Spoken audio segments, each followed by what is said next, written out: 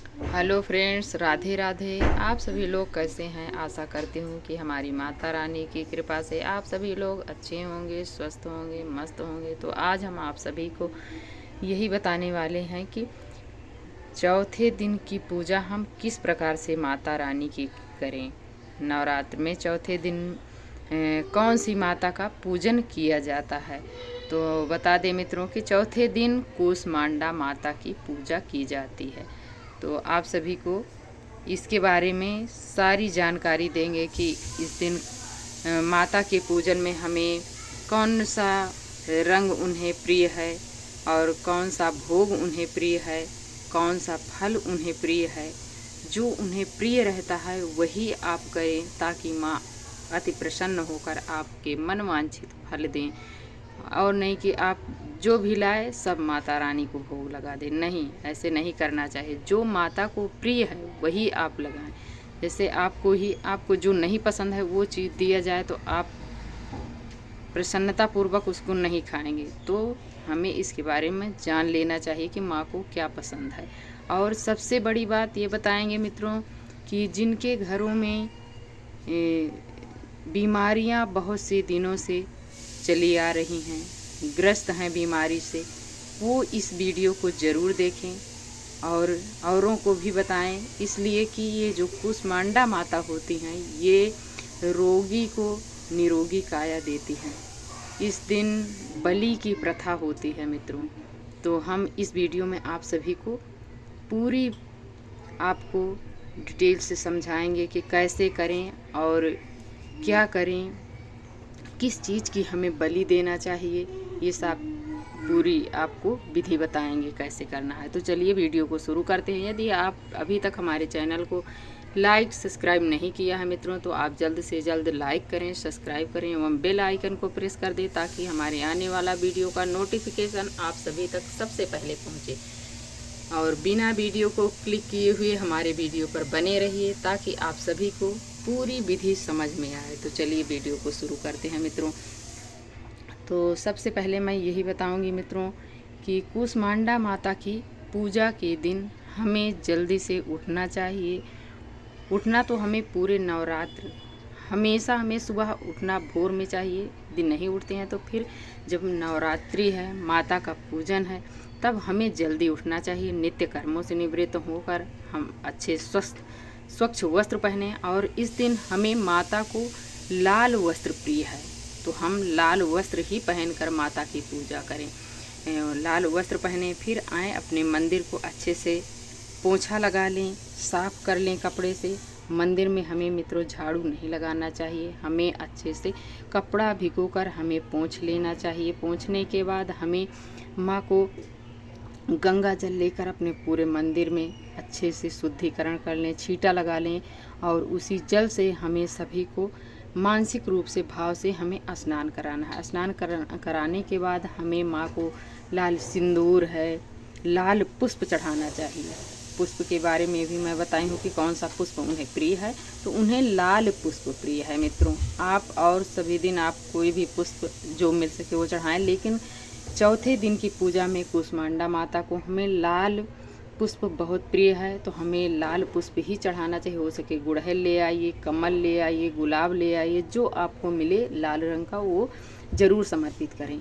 और माता को लाल रंग का, जैसे सुहाग की सामग्री आप समर्पित कर रहे हैं, तो लाल चुनरी हमें समर्पित करना है माँ को। और लाल वस्त्र हमें पहनकर भी पूजा करनी है उस दिन। और इसके बाद माता को भोग में हमें जब ये सब पूजा पाठ अच्छे से विधि विधान पूर्वक कर लें, पुष्प अच्छा समर्पित करें, फिर धूप दीप जलाएं। धूप दीप जलाकर माता की अच्छे से विधि विधान पूर्वक हम जैसे रोज़ाना पूजा करते हैं वैसे माँ की पूजा करें। हवन करते हैं तो आप हवन कीजिए, नहीं करते हैं तो आप कपूर की आरती दोनों टाइम हमें अवश्य करनी चाहिए पूरे नवरात्रि मित्रों। इसका हमें विशेष ध्यान रखना चाहिए। और इसके बाद हमें शुद्धि का विशेष ध्यान रखना। आप कहीं गए हैं, आए, तुरंत माँ के दरबार में नहीं जाना चाहिए। हमें हाथ मुंह पैर धुलें, गंगा जल छिड़कें, तब माँ के दरबार में जाएं।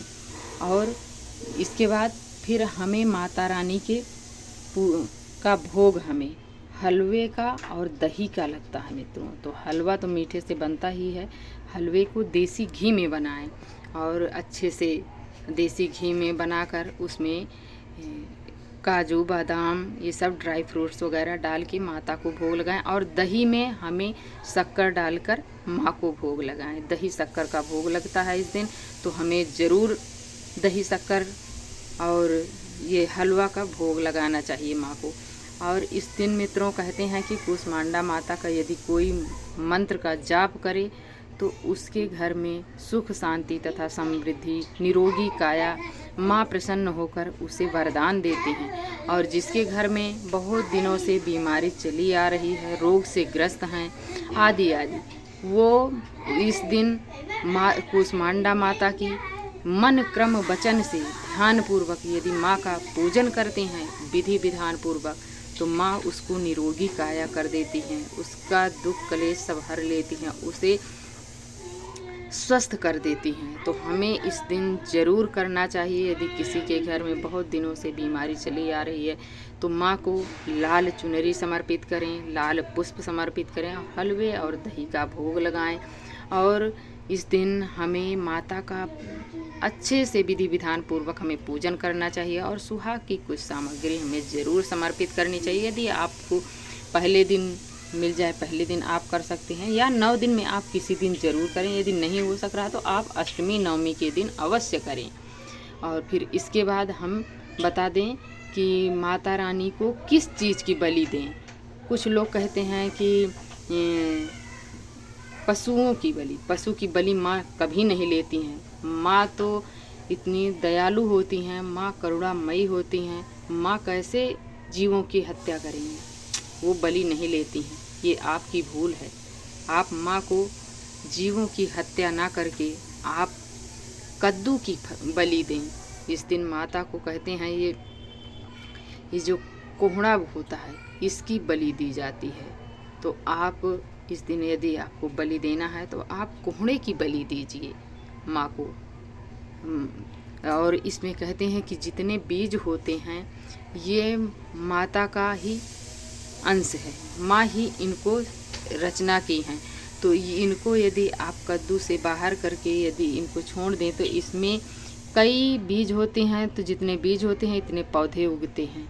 तो ये पुण्य का काम होता है। ये माता को बहुत प्रिय है, ये माता ने ही सृष्टि की रचना की है। तो कहते हैं कि इस दिन यदि आप जीव की बलि छोड़कर आप कद्दू की बलि दें तो माँ अति प्रसन्न होते हैं और आपको रोगों से मुक्त कर देंगे और आपको निरोगी काया कर देंगे। घर में धन धान्य एवं सुख तथा समृद्धि आपके घर में बनी रहेगी, खुशहाली आएगी। तो हमें माता रानी की चौथे दिन की पूजा इसी प्रकार से हमें करना चाहिए।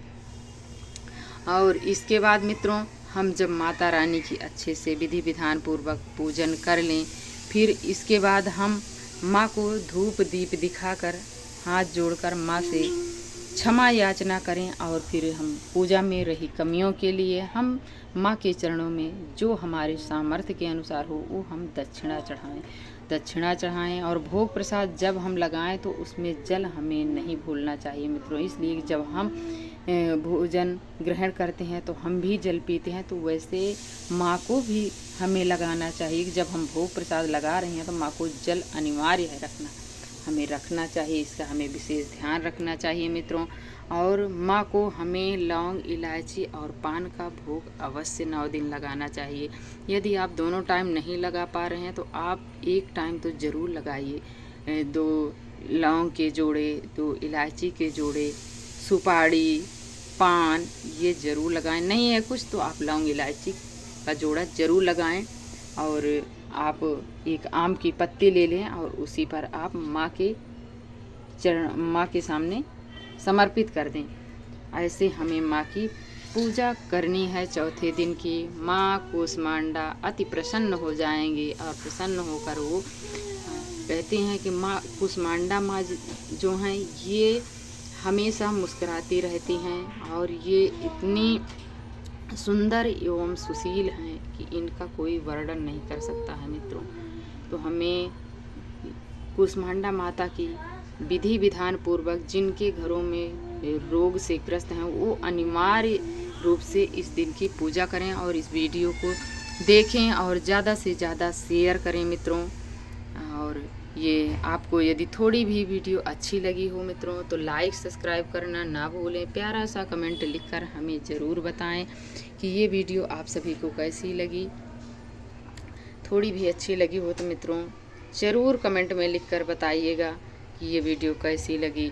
और वीडियो देखने के लिए आप सभी को बहुत बहुत धन्यवाद मित्रों। राधे राधे। जय माता दी, जय माता दी।